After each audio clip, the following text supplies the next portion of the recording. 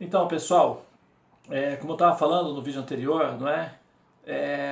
Essa parte da vida familiar é um laboratório muito intenso e muito científico, onde o ser, o indivíduo, vivenciando o laboratório da experiência da vida familiar, ele vai aprendendo ali, através do desgaste, não é? Da necessidade da coexistência, da correlação com outros indivíduos e com a sociedade também, para manter esse núcleo que é a família.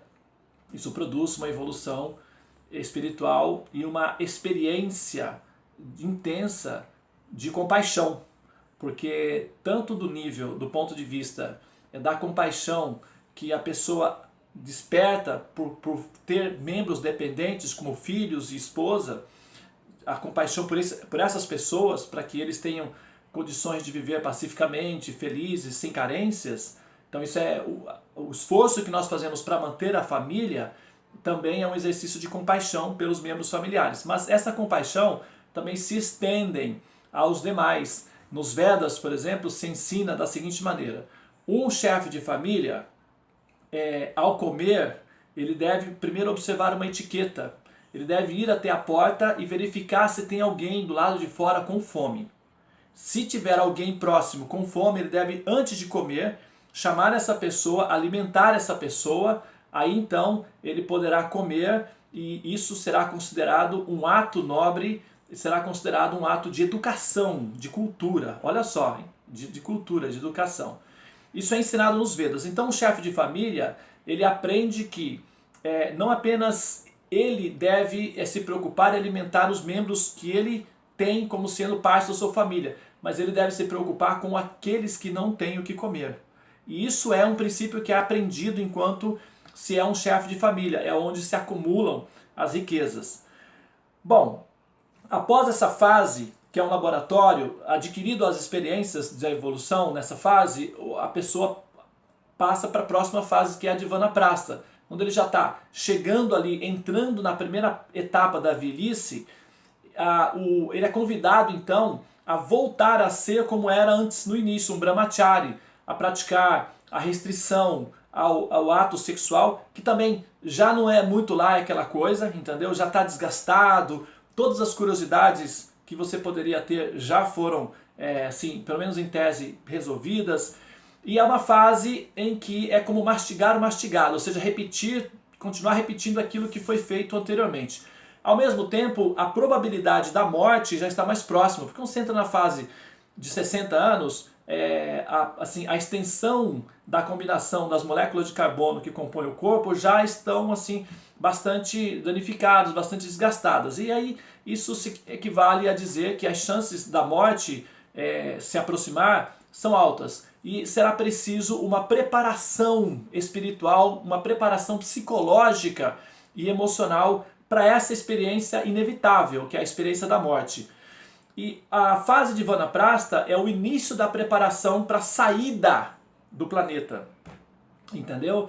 Então a pessoa volta depois de 30 anos na vida familiar, vivenciando uma vida material, a vida sexual, a vida familiar, a preocupação com recursos, com criar recursos, com produzir recursos, criar riquezas, manter riquezas.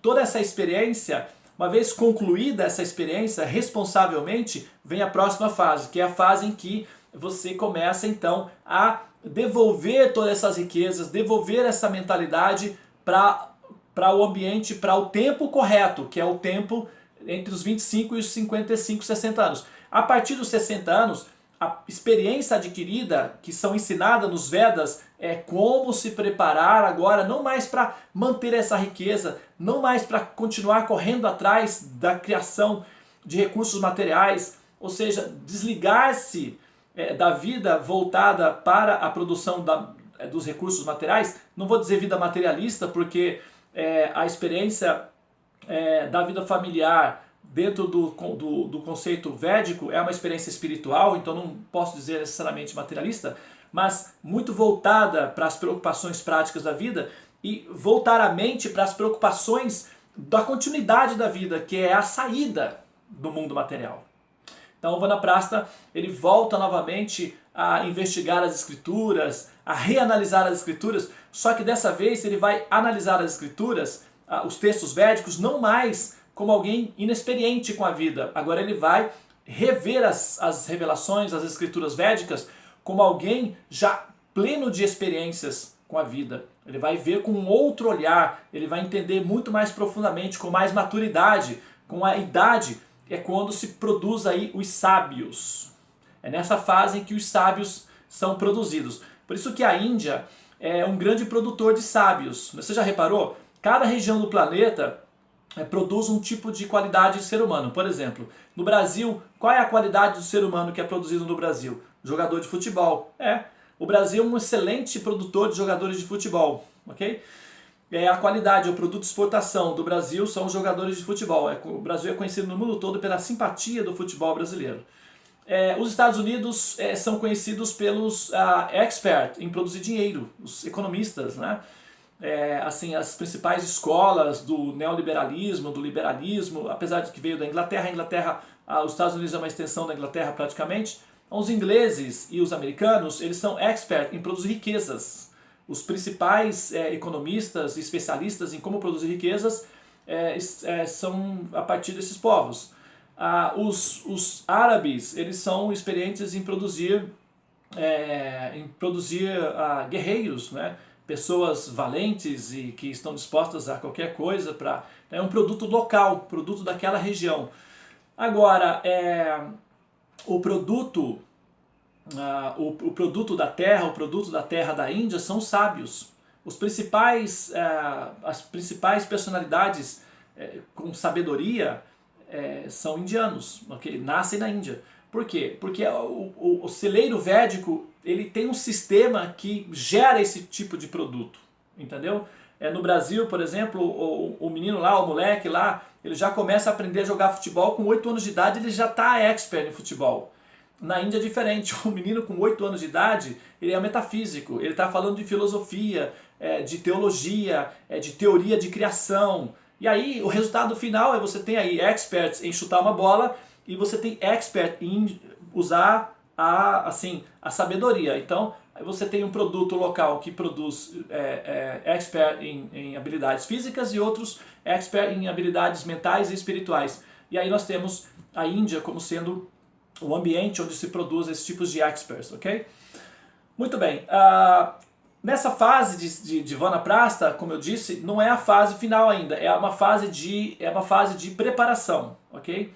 É a fase em que a pessoa ela se prepara, ela vai revendo as escrituras. Quando chega entre os 70 anos para frente, vai dos 55, dos 60 aos 65, 70, nessa fase. Dos 70 anos para frente, a fase final chama-se sannyasa. Sannyasa é quando o homem, em acordo com a esposa, deixa a esposa aos cuidados dos filhos, que ela já está vovozinha, já não quer mais, até para a esposa é até interessante, né? Porque de certa forma ela não precisa ficar cuidando muito de uma pessoa que de repente pode estar até rabugento já, exigente. Então ela vai ficar com os netinhos, curtir os netinhos, com a família e tal. E o homem se retira da vida familiar e se torna um monge, ok? E existem, dentro dessa divisão de sannyasa, existem 4 outras subdivisões. Então a primeira etapa, que é para ver a desconexão gradual, esse sannyasa ainda pode ter assim relativamente um contato formal com a família e tal, até então finalmente ir partir para os locais de peregrinação, dedicar-se especificamente ao objetivo de preparar-se para, evidentemente, abandonar o corpo, ou sair do planeta da maneira mais adequada, ou seja, não precisar retornar para cá novamente, porque retornando, além de congestionar o sistema, a pessoa vai ter que repetir toda a escola novamente. A ideia é passar para a próxima fase. E a próxima fase, além da fase de sannyasa, é alcançar, pode ser ou os planetas celestiais, que é de onde vêm os devas, e introduzem os Vedas aqui, ou ir para além dos planetas celestiais e despertar diretamente no reino de Deus, dependendo da quantidade de experiência espiritual que o praticante adquire durante a experiência da convivência com a humanidade. Ele pode, no final da etapa, no final do curso védico, ele pode ter as duas opções, ou vai para os planetas celestiais, ou que não é o reino de Deus ainda, é muito parecido em termos de opulência, em termos de facilidades, mas não é o reino de Deus, ou então ele pode ir para além dos planetas celestiais, que é onde estão os semideuses, os devas. Ele pode ir para além dos planetas celestiais, ele pode furar a camada da ilusão, chamada Maya, e ir diretamente, ou despertar diretamente no reino original, chamado Reino de Deus. Então, como você pôde ver rapidamente, os Vedas, eles são um compêndio de conhecimentos que também é uma escola de evolução. E essa escola de evolução inclui o aspecto material e o aspecto espiritual e o aspecto transcendental, os 3 níveis da experiência da existência. Na parte final é a parte da transcendência. Os Vedas estão destinados a preparar o indivíduo para essa fase, a fase final, ok? Então, essencialmente, embora os Vedas sejam práticos ou pragmáticos e levem em consideração toda a estrutura material, a vocação ou a orientação fundamental, essencial dos Vedas é preparar o ser para compreender que ele não é um ser humano, que ele é um ser divino, transcendente, uma alma espiritual, um espírito. E o destino do espírito não é viver como um ser humano, é viver como espírito. E para isso ele precisa transcender a condição da ignorância da existência como ser humano e assumir finalmente a sua posição real enquanto espírito e viver entre aqueles que são plenamente espirituais, transcendentais no reino de Deus. É para isso que servem os Vedas. Nada mais além disso. Ou seja, é um mecanismo de instrução para a alma, para que o espírito aprenda como conviver enquanto ele está na ignorância do mundo material, da ilusão material, e como romper essa ignorância, transcender essa ignorância e o chamado, vamos dizer aí, voltar ao lar, voltar ao Supremo, que depois eu vou comentar sobre esse conceito, mas enfim, retornar ou despertar no reino de Deus, ok? É isso, pessoal. Bom, eu espero que você tenha compreendido, ok? O que são os Vedas. São livros, ok? E esses livros, eles possuem esse tipo de conhecimento, com essa estrutura, com esse objetivo, ok? Agora eu vou finalizar e abrir o próximo vídeo, onde eu vou explicar como foi que os Vedas entraram no planeta, quem os trouxe originalmente, como eles apareceram aqui no planeta. O objetivo dos Vedas você já conhece, você já sabe, e aí vai ficar mais fácil de você compreender por que os Vedas foram introduzidos aqui na humanidade para o benefício do chamado ser humano, ok? Muito obrigado pela sua atenção, namastê e até a próxima gravação.